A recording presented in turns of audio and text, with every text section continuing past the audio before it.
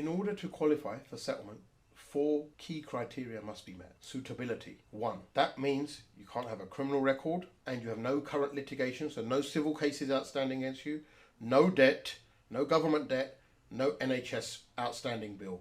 That goes into suitability. Number 2, integration. So you must be able to have a B2 language test. That is going to be mandatory to settle here. And you must have passed a Life in the UK test. So the B1 is going to be up to a B2. Contribution. You must have contributed to the Exchequer by at least paying your national insurance. You must have contributed by paying your national insurance of a minimum. So your minimum should be 12,570, which you must have paid for a minimum of 3 to 5 years. So all the dependents here who are not working and haven't paid a single penny of tax, that's to cut you lot out. That's to cut them out and to say, well, hold on, you're not going to get your settlement. Then you're going to have to go into one of the other factors and longer routes. So what they're going to do, they're going to start from 10 years, and then you get positive and negative factors, which can reduce or increase the length it take you to get indefinite. So if you do a degree level English, which is called a C1, it will take 1 year off your indefinite. So it will come down from 10 years to 9 years. If you've earned over 125,000 roughly for 3 years before you apply for indefinite, you can knock 7 years off your indefinite period.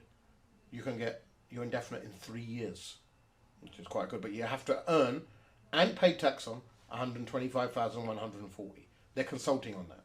If you've been earning over 50,270 for 3 years before your settlement, then you can take 5 years off. You can still settle in 5 years. So that's quite reasonable as well. So people who are in current work permits on high salaries, say 70,000, 60,000, you will still get your settlement in 5 years. You will knock your 10-year period down to 5 years.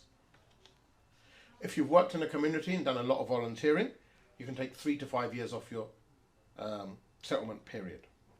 Now, there are other factors, negative factors, which will increase the amount it takes you to get indefinite. So remember, we're starting off at 10 years. If you've got good factors, you can reduce them.